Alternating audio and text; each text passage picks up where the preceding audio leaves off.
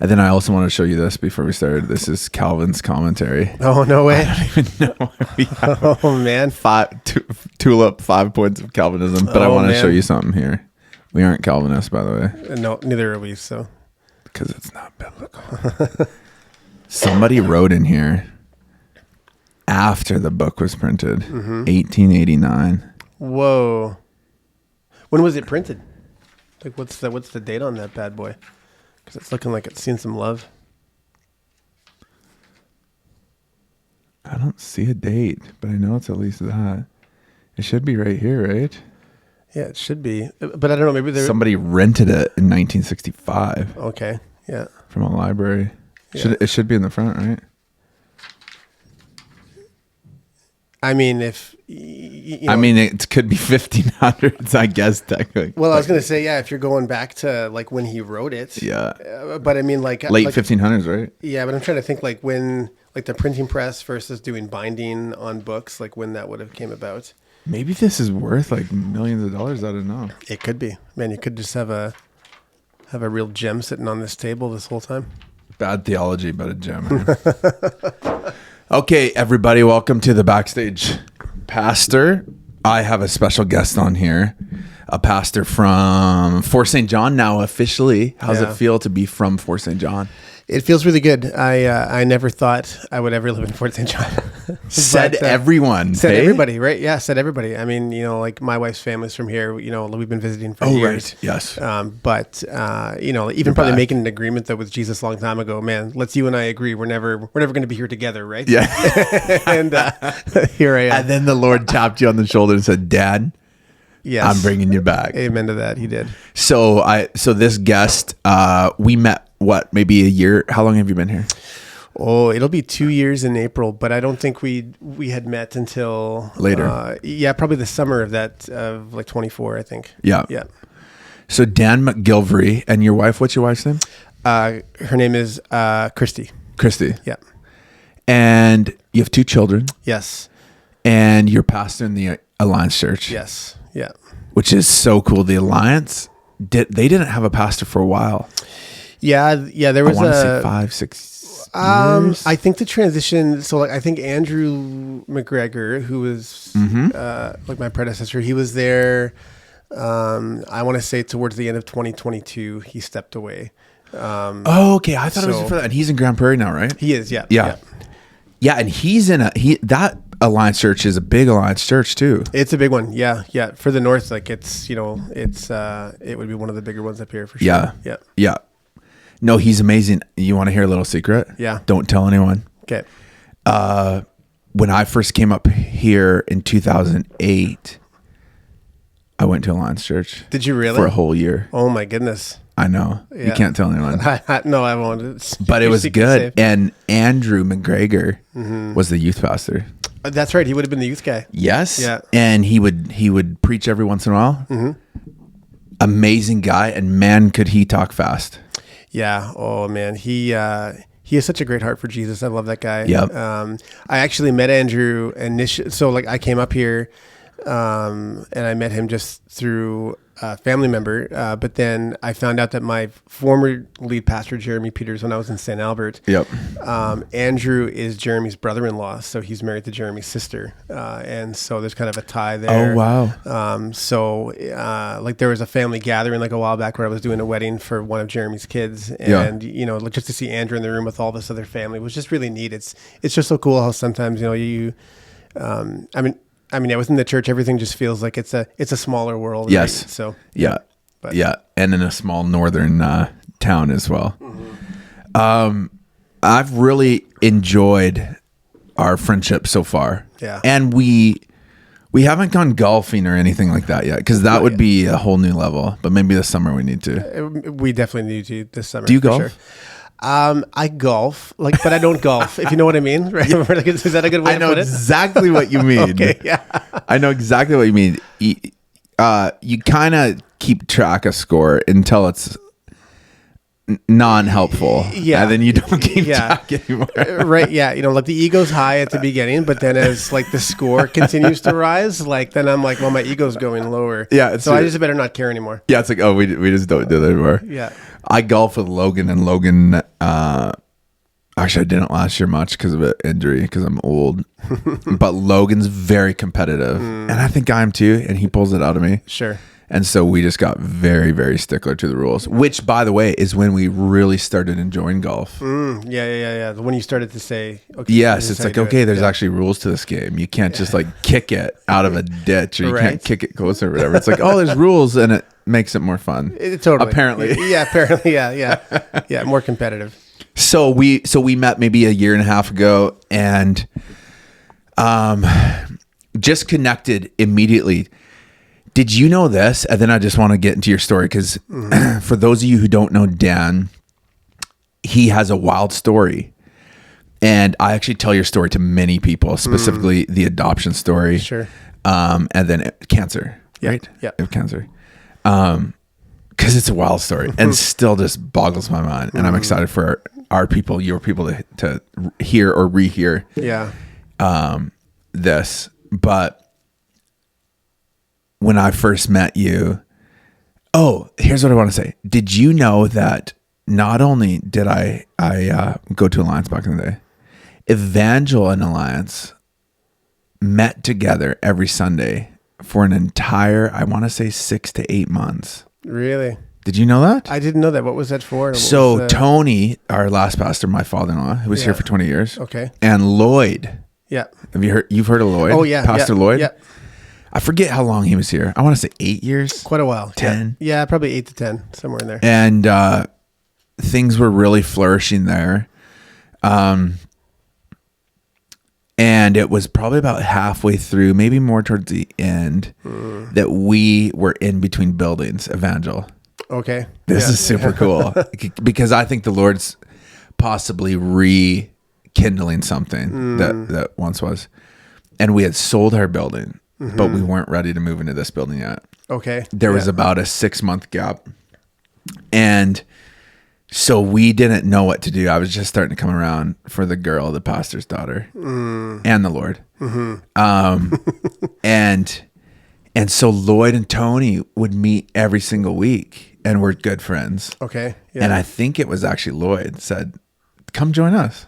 Okay. So Evangel and Alliance met. I think it was all summer. And then we got access to a school, and we met in a school for a little while, and then finished this and moved into here. Oh man, that's wild. But yeah, it's so wild. I remember that. And Tony would preach some, Lloyd would preach some. Yeah. And just joined forces. It was weird though, man. Probably more weird for Allianceans, because it's, your culture, your people, and then you have this influx of these other people in, it was just odd. Yeah, different DNA. Yeah. But super, super cool, and just felt so unifying. Okay, I want our people to hear who you are and what your heart burns for, and what you live for, and what keeps you up at night. Could you just give us some backstory of kind of like a 5-minute testimony, upbringing, surrendering your life to Jesus, missions, calling into ministry, pastoring? How did you get here? And skip in detail for now the cancer and the adoption, because I want to go deeper into that after. Yeah, you bet. Yeah, man, I am born and raised in Edmonton, Alberta. Spent the majority of my life there. I was raised in a great home. My dad worked for TELUS for like 30 years of his life. Oh, wow. When I was a teenager, though, he did Bible school through correspondence. Ended up actually like over like an 8-year span, he would come home every night, and he would go down to the basement after dinner, and he'd work for like 4 or 5 hours on assignments. And he would mail them undergrad? Back. No, like it was for like a 2-year, I think, diploma, right? So, but it took him a while. He really felt a strong calling into ministry. Yeah. It sort of runs a little bit in our DNA. Like my mom's dad was a pastor in the north here for about 50 years or so. What do you mean by north? Like in like the Peace River region. Oh, okay. Wow. Yeah. So, my brother's in ministry. My dad was in ministry for years after he was done in TELUS, and so for me, as I was growing up, like I knew that ministry was something that just felt like a very natural family fit. Yeah. But for me, felt like not at all what I wanted to do. Yeah. When I was 6 years old, I developed a stutter through a traumatic experience, which just kind of really sent me reeling. And it was really no one's fault per se as to kind of how the experience happened, but it was still just something that just left me feeling like I don't know if I can speak anymore. And so you didn't have it before 6? I didn't have it before 6. I was totally fine. And it was obvious from this event or moment. Yeah. You got it. Definitely clear from then. So from that moment on, I have struggled to communicate what's in my heart. Right. And as a pastor now, you feel like, man, that's a tough thing because there's so much I want to say. Oh, yes. It's your job now. It's totally. your career. Yeah. And so I felt like from that point forward that it was easier to want to pursue a life of obscurity and to kind of live a little bit more hidden. So I felt like even as I moved through being a teenager that my goal one day for a job was to find something where no one could ask me anything, right? Like if I could just be in a room where I'm by myself. So I actually pursued, as I came out of high school, I was in a fairly serious relationship with a girl I was dating in grade 12. I had gone to NATE to take a computer networking course that I was sure was going to be exactly what I wanted to do with my life. Shortly after shortly after I was done NATE. How old at this point? I was probably 19. Yeah. I ended up getting really sick. I won't go too much into that just yet. But I was engaged to the girl I was dating at this point. I was working for Dell Computers, but I ended up getting so sick I had to quit my job. We ended the relationship because it just wasn't going in the right direction. Engaged. Yeah, and so here I am, almost 20 now, and I'm thinking to myself, man, like, what am I going to do now with my life? I have no idea. That's where the Lord just really got a hold of my life in a real way. I would say I probably gave my life to Jesus back when I was about 10 or 11 at summer camp. But more in a kind of ritualistic way more than anything else. Like I don't think it really impacted my life until it's just what you do. Yeah, and I think there was a moment of crisis though in which like the Lord really got a hold of me, and so I ended up going off to Bible college after that, and only because I didn't really know what to do with my life anymore. So after, and we're gonna get into the sickness. Yeah, but after the sickness. Yeah. I don't want to spoil it, but you didn't die. No. From that. No. But we're going to get into that. Yeah. After that, and after you broke up with your fiance. Yeah. Your body was coming back or sort of, normalish. Yeah. So sort of, yeah. So like, right. So I could say like there was a sickness in between the one that you're talking about. And I can lead to that one though, because that one's not going to kind of spoil the other one. I was diagnosed with ulcerative colitis when I was 19. That just totally sent my body reeling. And so that was, kind of like the impetus of, I don't think I can do my job anymore. I had a fiance that just felt like our life wasn't moving in the direction she wanted it to because I had to get well now. Yeah. And so I basically took a year to try to get well from that. And as I started to get somewhat better, that's when I felt like, I need to make a decision with my life here. Like I need to decide to go somewhere. And so I decided to go to Bible college because I had nothing else to do. Like I just thought and it's there where I fell in love with youth ministry. Like that for me was like totally my wheelhouse. I just felt like that's what I wanted to do with my life. Were you in the youth program? I wasn't. No, when I first started, I was just kind of in a general program. Yeah. But there was a requirement to be a part of a church ministry outside of the school for credit. And so the only opportunity left to me, because I was a second semester student, was to sign up with the local youth group that was in the town. Right. And so I did it just because I had to. But when I got there, I realized, there's actually much more to this than just I have to. Like, wow. I just love what Bible school is this? Peace River Bible Institute. PRBI. Yeah, PRBI. That's where is that again? That's just in Sexsmith, so just outside of Oh, Grand Prairie. okay. Yeah. Right. Yeah. Yeah. So, I did my time. I was in prison, so I did my time there. The truth comes out. The truth comes out. You served. Yeah, I served, and that's where I met my wife. I met Christy, kind of like day 2 of school there, basically. And, we became really good friends. We started dating like a few months after that. And, I found myself in ministry, after I graduated. I was. You did a BA there? No. So I actually kind of worked towards my diploma there. Yeah. And then, but I kind of went into ministry right away. So I ended up doing, I was in Vanderhoof, BC for 5 years as a youth pastor at the E-Free Church there. Then went on to St. Albert, where I served there as a youth pastor for 10 years. And now here as the lead at Fort St. Helens. First lead. Yeah, first lead role. Yep. Wow. So that's kind of in a nutshell. A little bit of that, yeah. Okay, so let's go back through the story, the sickness, and then adoption, and then I want to get into just some of your dreams and what's happening over at Alliance and testimony and what you're seeing and stuff. Yeah, absolutely. So first, sickness. Yeah, like like I alluded to, when I was 19, I was diagnosed with this one disease, right? And like the prognosis early on was not good, in the sense of it would either result in a lifetime of a lot of drugs and medication or surgery. And is this something that can be passed down? Or that family members had? It can be hereditary. So in my case, it wasn't. So there's nobody else in my family that had it. Yeah. It just, through a season of stress, it basically happened. So what were symptoms right away? Mainly the symptoms were a lot of digestive issues.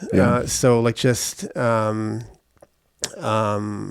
like a lot of pain in my abdomen.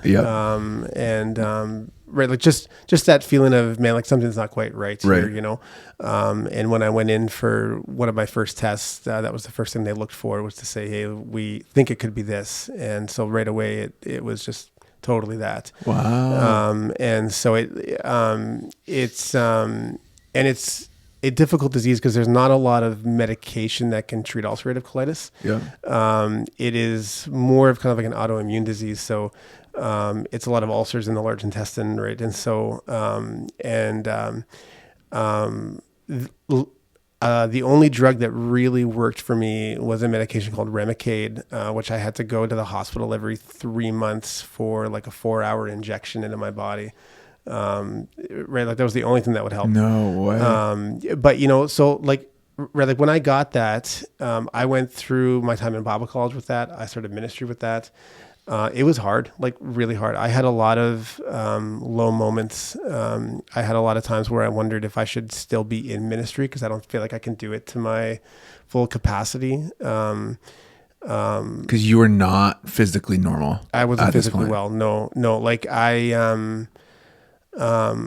right. I was in pain a lot of the time. I found myself needing to take a lot more downtime than I would have wanted to, just to kind of help my body to recover. But like ministry though, right, there just has this pace about it sometimes where like the body needs to be actually, kind of well maintained, actually, right? Like that's one of the things I appreciate so much more now is, man, like you kind of got to take care of yourself physically in ministry, actually. So, but yeah, there were just things that were, happening that were just really out of my control, that I didn't really have a say in. And so it really progressively got worse. And so that's one of the things I was told early on, is that with that illness, that there's a high chance that the medication will just eventually not work anymore. Interesting. And so I still remember the season where all of a sudden there was a shift in my body where I could tell something wasn't right anymore. Like it just really on the medication. Yeah. Like it was already not great, but I could tell, no, this is different now. Something had shifted. And I was in ministry. I was in Vanderhoof there, and we'd actually come back from a YC weekend in Edmonton. I thought everything just went really well, except for what was going on in me. I just thought, oh man, something's not right. So YC, I have not heard that in a long time. Right. I know it's such an old school thing now, but but yeah, I ended up booking in with my doctor. They ended up getting me in for a scan. Does your Facebook go back this far? Like to you at that age? Maybe there might be some photos of me on there. Yeah, there could be. Because I feel like I saw one where you were obviously sick. Oh yeah. That's probably the hospital photo I think you might have seen way back in the day when I was stalking you for this. But yeah, so, I went in for a scan and, they found stage 3 cancer. And so you have this other thing going on. You're on the medication. You're in full-time ministry. Yeah. And then you knew something else is happening or something different. Something's not working anymore. Yeah. And in that time too, like my wife and I had just had our first child. So we had our daughter Embryo. Right. She was born in February that year. I find out in May that I'm diagnosed with cancer. And man, I just remember just feeling so lost. Yeah. That's the photo. After surgery, actually. So I'll post it on the thing here. Yeah, it's all good. That's crazy. It really just sent me reeling. It was a crisis moment in my faith too. Of kind of wondering, like why is this happening? Now? As I look at my daughter who's just so little, and I just thinking, like what's going to happen if this doesn't work out? I went in for surgery like 2 months later. They just said, like we have to do something drastic. Stage 3. Yeah. And, they gave me a full ileostomy. So I have an ostomy bag now that I've been living with for the last almost 15 years now. Wow. And so like, I know, like initially for some people when they hear that, it can sound like that's not a good thing, but like for me, it's the healing that I was asking for. Right. Like it's everything that I needed, everything that I wanted, and really giving my life back in ways that I did not have before. Yeah. And so it is still to this day a gift. As I look down at my body and I look and say, well, it's not the same as everybody else's, but I look and say, man, this is from Jesus. Like this is him. Crazy. Right. So like in that way, like every day feels like more of a gift to me. Like it just truly does. And you get to tangibly, physically see it. Yeah, absolutely. The reminder of the miracle. Yeah, totally. Yeah, it is always there. So, but it's just so great. And wow. So from there though, like we already had our I think our one child. We would have loved to have had more, because of the treatment that I had to go through post surgery, I went through 2 months of radiation and about 6 months of chemo. That there wasn't a chance for us to have any more kids on our own. And so zero. Yeah. Done. So they said you're done. Yeah. So, we started asking the question to say, okay, like, like what can we do then? Right. Okay. So at this point, are you healing? Things are getting better. Yeah. Like at this point, removed the cancer's gone. Yeah. So yeah, like at this point, I am, what would have been, I would be about a year out now. So, I think it took till September until they give you like the first year clear kind of thing. But so yeah, like at this point, like the prognosis is good. And are you working again? I'm back working again. Yeah. Like I was back working, like the surgery was in July. I took a couple months off to recover. I, came back for a month and then they let me go for another 2 months so I can go down to Edmonton for my treatment. And then I came back and I stuck on chemo, which was just a pill form for the next, kind of 4 or 5 months after that. So by the time I hit spring, my scans were coming back clear. Everything was looking really good. When I went back for my, kind of year scan in September, everything was totally clear. So, so like really just, I'm thankful to Jesus because it was everything that I needed. Like it wasn't the healing that I prayed for, but it was the healing that I needed. Yes. And so, so, like at that point though, because I'm better, we start thinking, okay, like what about kids now? Like, is that still a possibility? And as we started to explore that, we realized that it wasn't for me anymore. Like that was just going to be out of the realm. Your daughter's now 1 or 2. Yeah. She's about 1.5. And so we started, kind of asking the question, okay, like what can we do? Cause we still want to have kids, right? Like, yes. Right. We just feel this burden for more children. And in particular for my wife, she really wanted to be a mom again, right? And so we started to explore different options for adoption because, like adoption for my family is really near and dear. My sister is adopted. Okay. And so that's not a hard hurdle for us to get over in my home. It just feels like, well, it's just so natural and normal. And it just feels like such an expression of Jesus in so many ways, right? And so we started to explore first overseas adoption. And we were starting to head down that route when we had a family member reach out to us and ask if we had heard of embryo adoption. And I said, I have no idea what embryo adoption is. And they explained it this way, that like at any given time, currently within North America, there's about 500,000 embryos currently in cryo storage. North America or America? North America, yeah. So that's wild. That's after conception. Yeah. So this is like 500,000. Yeah. Half a mil. Yeah. Right. So it's like 7-day-old embryos, basically. Right. So that's kind of like the average age. Held in a freezer. Yeah. Yeah. And so most of them are embryos that this is crazy. Yeah. Right. This I know. Is wild. And so, most of them are embryos that are used when there's a couple going through infertility. And so this is how they have their own kids. Yes. Right. And they always do 8 or 10. Yeah, totally. For backups. Yeah, that's right. Yeah, right. So there's always extras, or most of the time there's extras. Okay, so that's because it doesn't always take, or it doesn't always work. Like it can take several times, right? It can, yeah. Like what they might say is, like you can kind of choose, right? Like you can decide to go to try, 2 or 3 embryos at a time, right? To see if you maybe get a couple twins out of there or whatever it might be.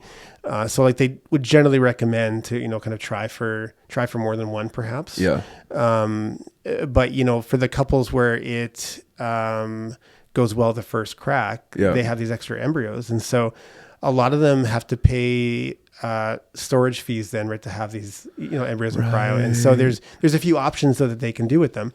But it wasn't until recently that one of them really came out. So like the first 2 options were you could donate them for stem cell research.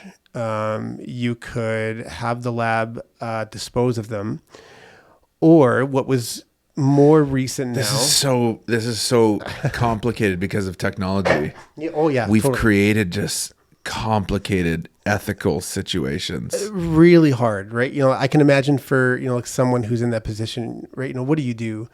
And in particular, if your worldview isn't one of Jesus either, right? Yeah. Right. What's the right thing to do with these children? Yes.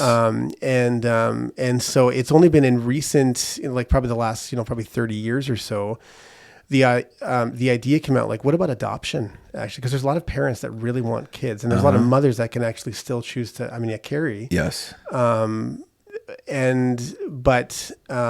maybe want to go about it, like in a different way. And so when this was mentioned to us, at first, like, man, like I got to be honest, like I was leery about it because I thought to myself, like, I'm not sure how I feel about it, and only maybe from a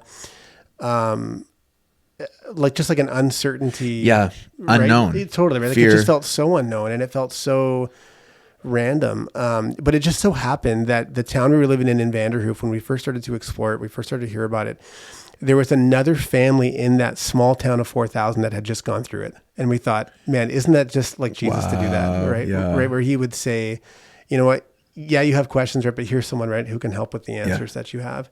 Wow. And so they had just carried twins. And is that pretty common? Twins, triplets, like more than just one? Yeah. So that's kind of generally what they would kind of recommend or right. So yeah, when you go for the procedure, they'll usually try, probably 2 or 3 of the embryos at once. Right.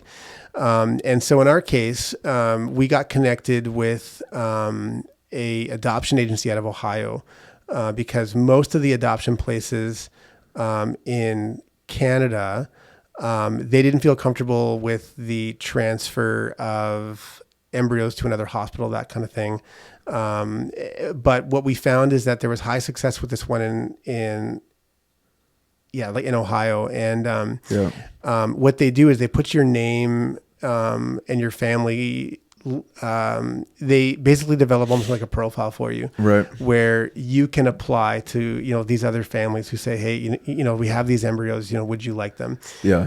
And so we reached out to a family in Georgia who had out of their embryos, they had 3 triplet boys. Yeah. And how old were the boys at that time? At that time, the boys were, I want to say, they were probably 14 or 15. Okay. Yeah, something like that. And why them? So we chose them for a couple of reasons. Number one, we wanted to go with a family that wanted their kids to be raised in a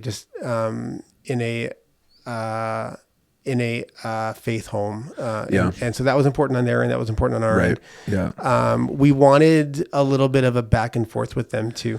Right. But they also didn't want to be too intrusive because they realized it's such a different way, to go about adoption. And even as you're explaining it later on to your own child about like it's just such a unique thing. Oh yeah. And so they were really cautious of, we don't want to make this messy for you. And so it was a matter of whatever we're willing to share with them, they're happy with.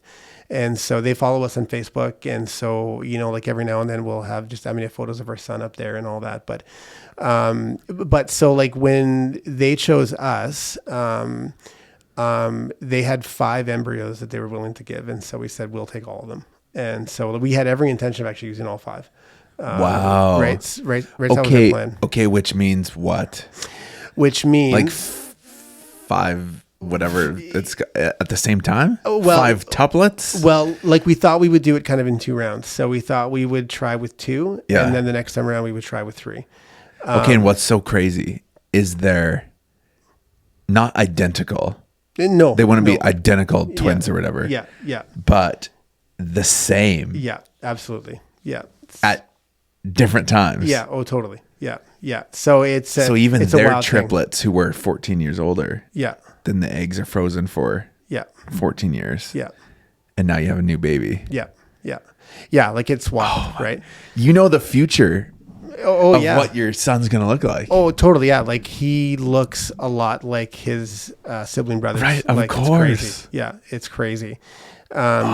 So we had decided we were going to, that we were going to try with 2 off the hop. Yeah. So we had to fly down to Newark, Delaware. That's where they were being stored. And so that's where the procedure was going to happen. So we flew down to Delaware for the first procedure. And when we got in the room, they were just waiting to finish the thawing process, for the 2. Yeah.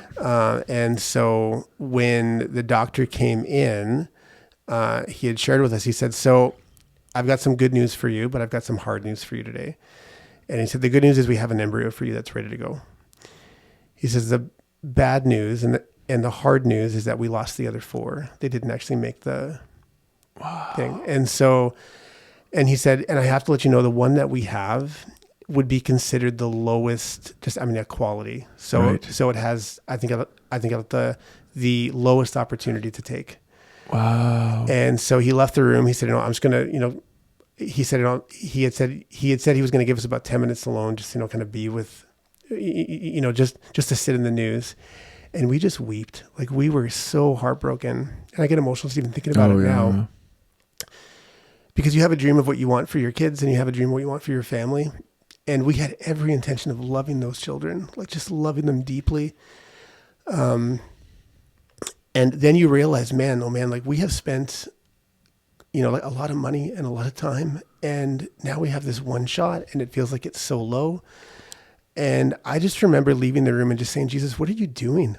Right? Why would you bring us this far for this moment that feels like it's just such a long shot? And I just remember him saying to me, just really clearly, he's just like, Dan, I am all in on long shots. He said, man, you have to trust me here.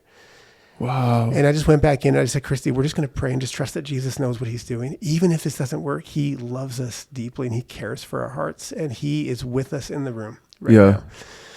And so, we just, hugged together for a long time, right, till they came back in. And once the procedure took, we had to go back to the hotel room where, for Christy, she was told she kind of had to lay down for basically like 2 or 3 days straight. She couldn't do anything but just be, right. And so we had a flight after that to Toronto in which we almost missed a connection when we were in Philadelphia, and she had to run. And man, we were just thinking, oh man, I don't know if that's, super good for you to be running with all this now. But by the time we got home, like we're still like really antsy, right? Because we don't know yet, right? We have to wait a number of weeks before she even go for a test.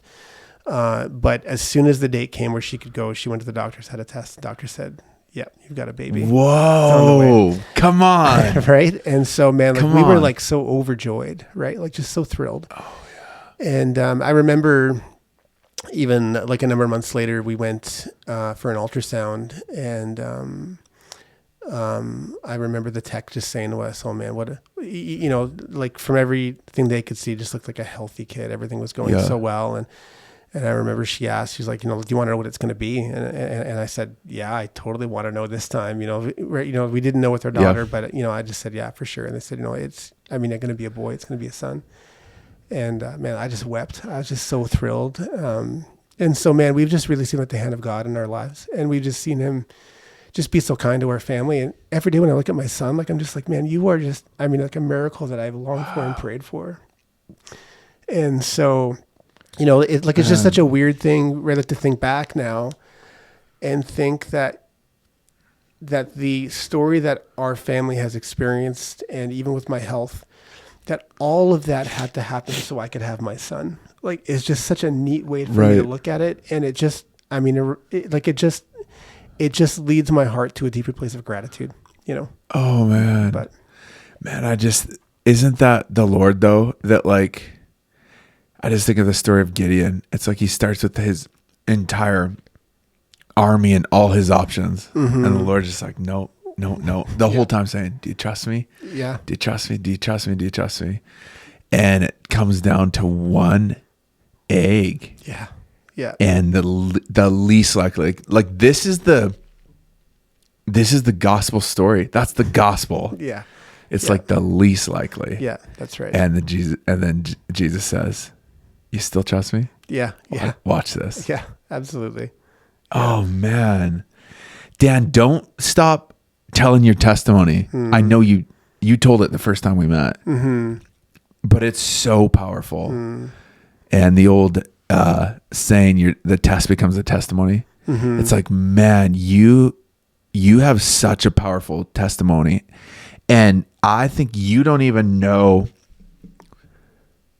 the power of it. Mm. It's obviously still in process and playing out. Yeah. But I think one day you're going to look back, as you already are, and just be like, man, you have a powerful testimony. Like, don't stop telling it. That is so inspiring. That is so powerful. Yeah.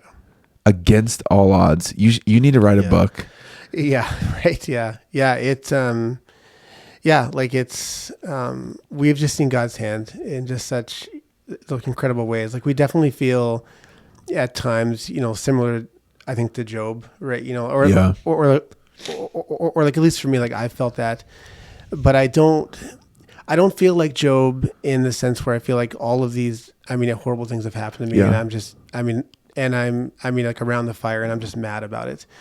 I feel like Job in that even when things don't go my way, man, he's still really good, and he's just been so kind to us. And I think we just, even if things were to all of a sudden go sour, he's still good tomorrow, right? Like he's the same God yesterday as he was today and tomorrow. And so, yeah, it's just been a wild ride with Jesus. He's been so kind to us.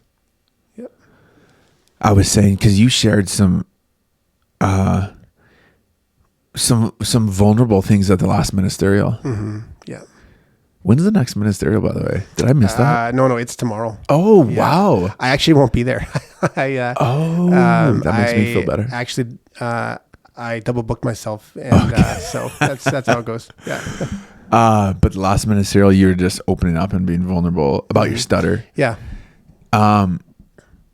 Would you be into talking about that of course. Now, and just the struggle there and the doubts that you have, and not even all in the past? Yeah. I think this is so powerful. And I just want to say this quickly before you share. year 9, when we first started lead pastoring here, just over 3 years ago, a whole bunch of change happened. We moved houses and a bunch of complicated stuff there, and things that took a ton of my time. And we had our 5th kid, and we started lead pastoring. A bunch of stuff happened, and our marriage took a toll. Felt like every area was just flourishing but our marriage. It was so painful, Dan. It was so painful. I have so much grace and patience for people in tough marriages. And we talked about it on the podcast, I think one of our first podcasts. And when we were in it, because I felt the Lord say, you want to be a leader and you want to be a person that can bring people into the pain and be vulnerable while you're in it. Yeah. Because that's when you need healing. That's when you need people to gather around.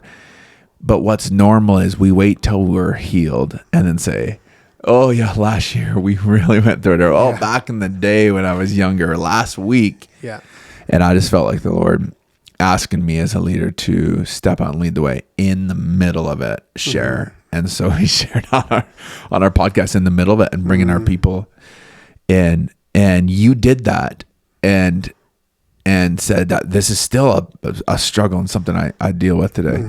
What's happened around that, the stutter, and what has been the battle for you? And then I want to share what I was feeling over you at the ministerial as well. Appreciate that. Yeah. I think, like I said before, I'm just going to lower it. Yeah, there. you bet. I mean, like 6 years old, all of a sudden get a stutter and you can't say the things you want to say anymore. And the feeling of what I'm going to do with the rest of my life, never thought about ministry. Until about like 17 years old, I'm at a youth conference and I'm watching the guy on stage speak, and I'm just like in awe of just how good he is at it. I'm just like, man, he's just nailing this and just doing YC? It. Yeah. Who do you remember who it was? Oh boy. Francis Chan. No, it wasn't Franny Chan. I think it might have been Miles McPherson. Actually, oh, okay. Right. So, right. Because man, he was a staple for years there, right? But, and I remember the Lord just nudging me even then, like it was just this gentle nudge from the Spirit, just saying, "Dan, like I want you to speak." Wow. And I just remember saying, "Nope." Right, like I was adamant. I was like, "No, like that's not going to be me. Like I'm not going to speak." And do you know me, Lord? Have you heard me? Yeah, right. Like it was kind of like a burning bush moment, right? In lots of ways, it was kind of like, man, like you got the wrong guy, right? Like you got to find someone else here. Yeah.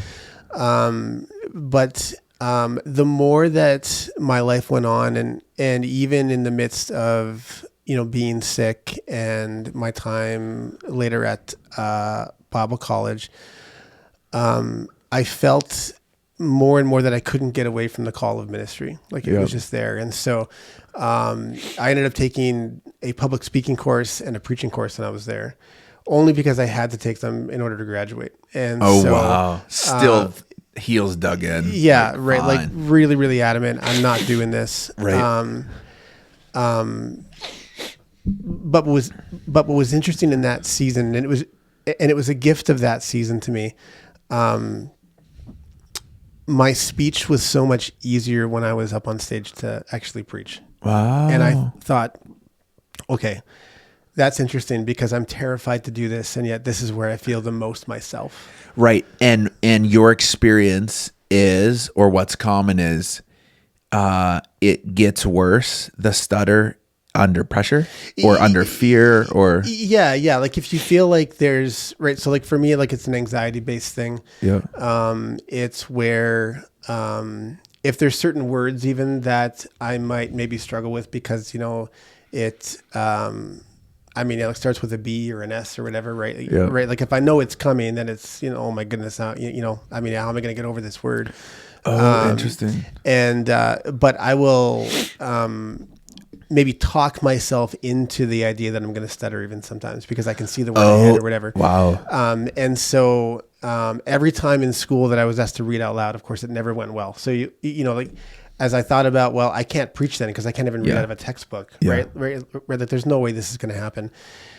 but it was so neat and so challenging to what I wanted to do with my life when I found that I really felt like I was most myself when I was up on stage preaching. Wow. And it felt like I could really be me. And I thought, man, like, that's not what I expected at all. Yeah. I thought it would just go horrible. And even when I got done, like most of us who stutter, we are our own worst critics, right? Like we hear it more than anybody else does. Right. And when we hear it, it's more discouraging for us. And so even when I preached, like I still stuttered there at first, right? Like it was still hard. Yeah.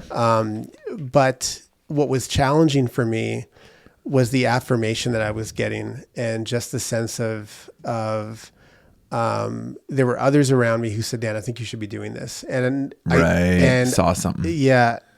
And I still remember this. I was teaching, or like I was asked to give a sermon at our youth group back home at their youth retreat over the summer.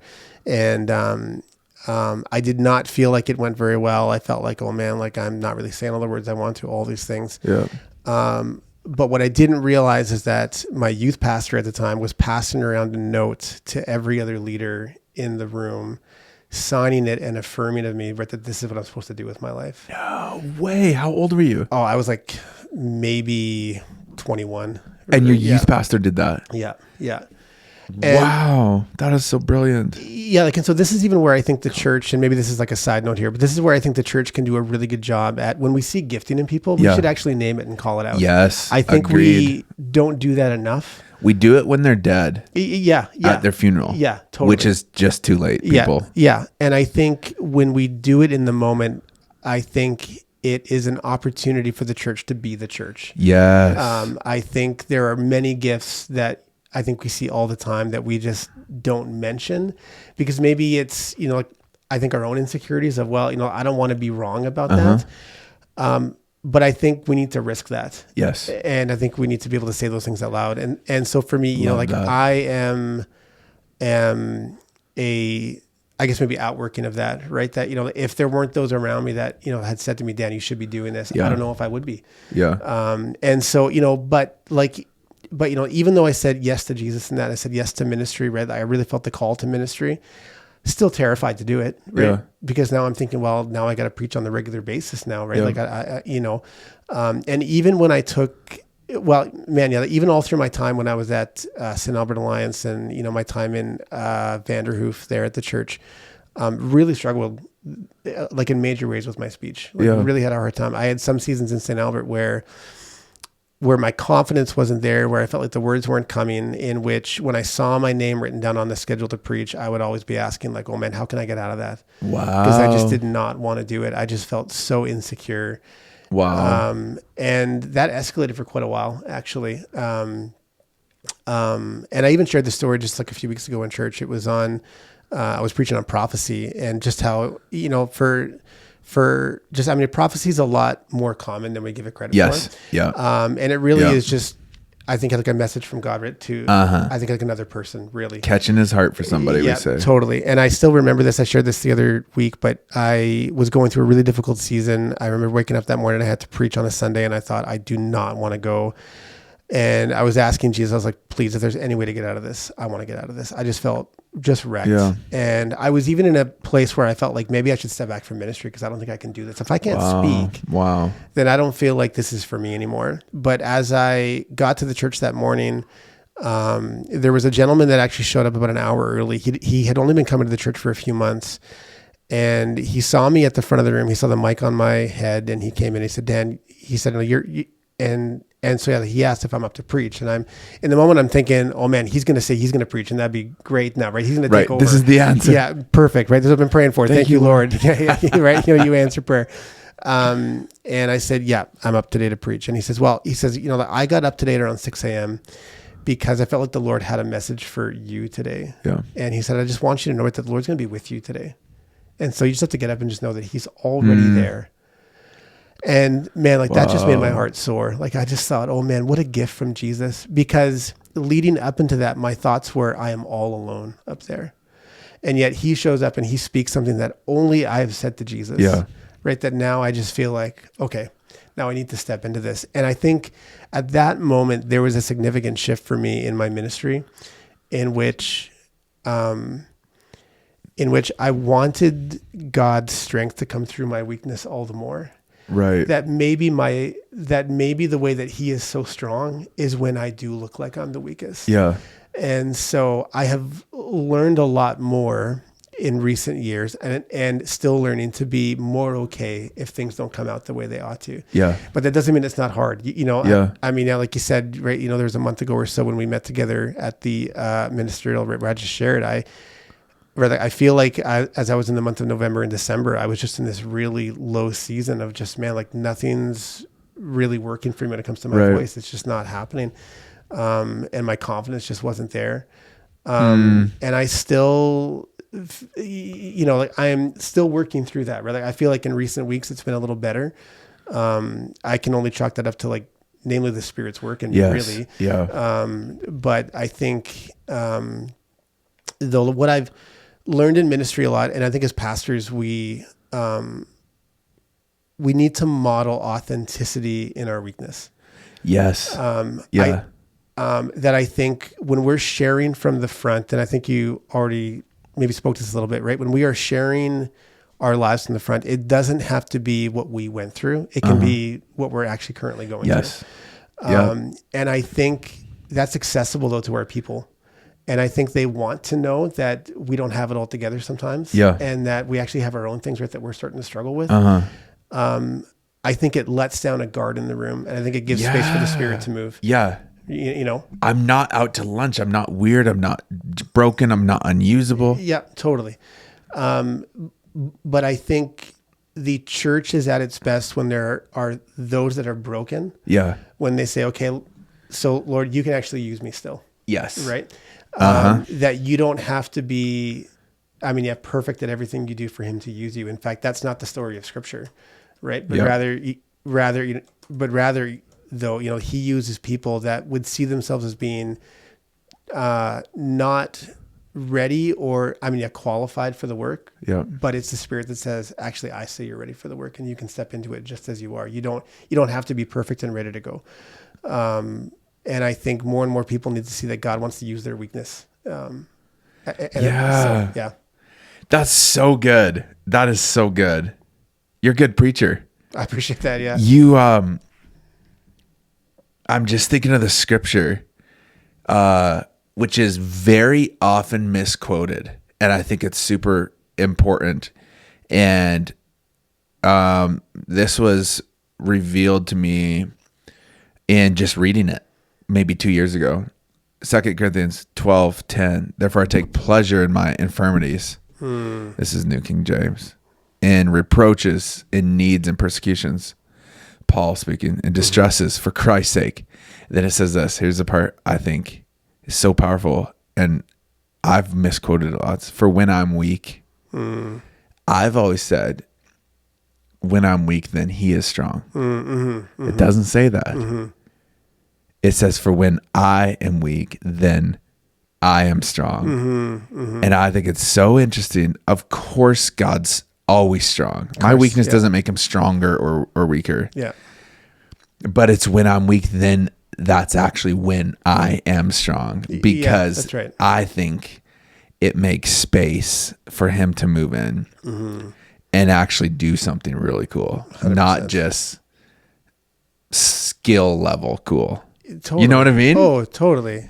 Yeah. It's like Holy Spirit's like, perfect. Finally, somebody that is weak and that is humble and I can actually move through. Yeah.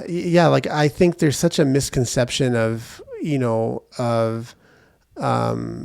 this idea, like in particular in ministry. And I think in these days we feel that, I think a lot as pastors, we see a lot of pastors online who are kind of like the rock stars of our movements, and everyone's following them too, and they're a standard. And so it's easy to get trapped in this idea. Well, right, that I think we have to be more like them in order to have the reach or whatever it might be. But I think what we miss out on is the unique expression of faith that we each bring to the table. Yes. And that without the things that I bring, without the things that you bring to the table, we would be lacking as a church altogether. And so we can't have a bunch of people that look the same. We need people who actually say, hey, you know, I don't have it all together in this area. This is a weakness of mine or whatever it might be. And that's what the Lord wants to see in his church, you know? But, yeah. There's this line that has just walloped me in the last little while. You can be both powerful and in process at the same time. Yeah, that's right. And I think because we live in a whole culture, Christian and non-Christian, and we live in a church culture that would never say this out loud, but says quietly, you can't be powerful and in process. And to be powerful, you can't show your process. Yeah. And it's so damaging. It's so damaging. And this is the whole thing of social media and Instagram, what you show on Instagram, what you show on social media. You're showing the powerful part. Yeah. Everyone we show the powerful part, because the process part, I'll leave that to my accountability partners. I'll leave that to that one person that knows, or nobody that knows. I'll leave that between me and God. Totally. But to actually have any kind of influence or to be powerful, you can't show that you're in process. It's like, no, you like, that's where you are powerful, because when you are weak, then you are strong. And look through all the stories in scripture, these powerful people, including people that God says, that guy, he's a man after my own heart. Yeah, that's right. Is deeply in process, so much in process that he murders somebody. I'm assuming you haven't done that. I haven't done that. Yeah, but you know, like, no sin is beyond any of us. So it's crazy though, this messy person, and Gideon's and Moses's and all these people. Yeah. I want to say this, then I'm just gonna, we're out of time already. Oh my word. Okay. I think we need to switch to Joe Rogan style, 3 hours.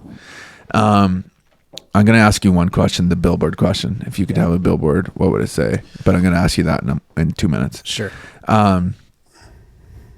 I just want to say I really appreciate you, and appreciate that you did not give up, and that you aren't just working a random job and paying the bills. I really honor and appreciate. Maybe you're stubborn. Maybe that's it. It could be. That, like, you saw something, the Lord saw something, and the people around you saw something. And maybe in fact, guaranteed you didn't see the whole picture. You just saw like a, hey, step out of the boat, or hey, take the first step, or hey, touch your toes to the water. Remember the priests in the Old Testament, the water didn't leave until the toes, their feet touched it. And I think, 30 feet away, the water's not leaving. The bad idea, 10 feet away, it's not leaving. We're 1 foot away, it's not leaving. Yeah. But it's like when their toes actually touched the water, and they knew they were supposed to walk in obedience. And I honored that in you through the sickness and cancer and breaking up with fiance and the stutter and not being able to have kids after cancer, that you have stayed faithful to the call. And that is so powerful. And that is so much more powerful than just being a superstar preacher that looks like they have it all together. Like, your story resonates, and I know is going to resonate with so many more people. And when I say you should write a book, I actually think you should. I appreciate that. It doesn't need to look like this. Yeah. It's Calvinism book, which we don't condone, by the way. We need to probably take that out, but it's so powerful. Yeah. Like, it really is. And I just see, Dan, this is what I was saying to you, for people after the ministerial. My experience was I had, it wasn't near as extreme, but I had my own,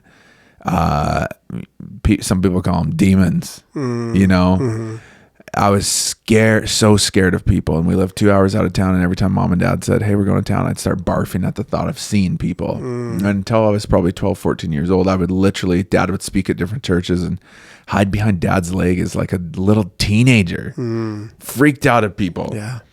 And it's almost like the very thing that you were called to carry, and the weapon that you were meant to carry, the sword, from a young age 6, age whatever, was turned against you, and the devil tried to destroy you with the very thing that was meant to be your battle cry. Yeah.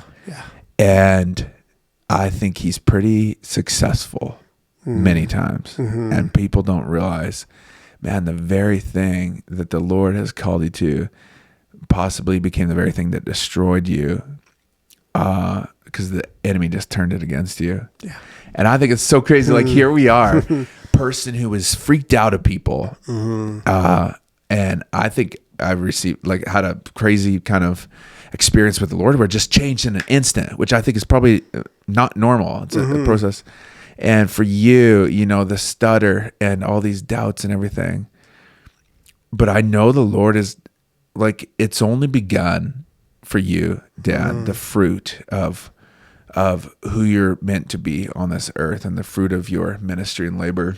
And so I just honor that, like, you did not surrender to the sword that was turned against you starting at age 6 and possibly before. So appreciate that very much. If you could have a billboard, last question, that said anything, you don't want it to be too wordy because people driving by won't be able to read it. But 1 billion eyeballs see this every single day. What would Dan's billboard say? Yeah. What would be your message? I've got to lean on a Dallas Willard quote here. Okay. So this would be my mantra. Yeah. The most important thing about you is who you are becoming. I think is what I would want people to most sit with, right? Like when I just think about how that really is true, right? Who you are being, formed into now deeply matters. And I don't think we sit long enough in that question and we realize, who I am, becoming actually matters most. So, right, like that might be a little wordy for someone to catch on a billboard as they go by, but I would like to think they could move just slow enough to catch it. And as you drive by, you just kind of sit with this idea of, oh man, who am I actually becoming? Yeah. Right. Like, man, like that's the question that I think probably Jesus asked us the most. And I just think the answer to that is that, he wants us to be more and more like him. It's just such a beautiful invitation into life in him, right? This abundant life that he has offered to us. Good. But maybe at the bottom, there could be like a little website that it points people to for more information. Yeah, absolutely. Dallas Willard, hey? Yeah, Dallas Willard.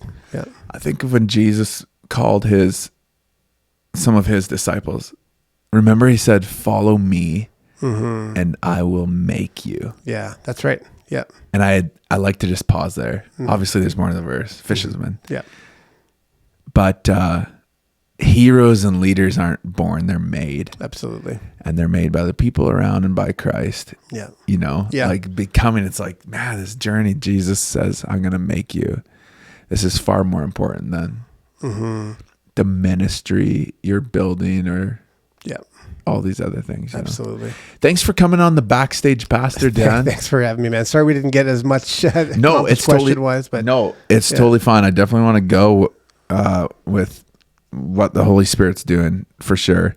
And as I showed you before, there's like 40 questions there, and I don't want to ask all of them anyway. All good. I really appreciate you coming on the podcast. Yeah, thanks for having me. This is Dan MacGillivray, the pastor of Alliance in Fort St. John. He will be there for the next 50 years. If you want to go meet him or reach out, Dan at alliancefsj.com, 1-800-DAN.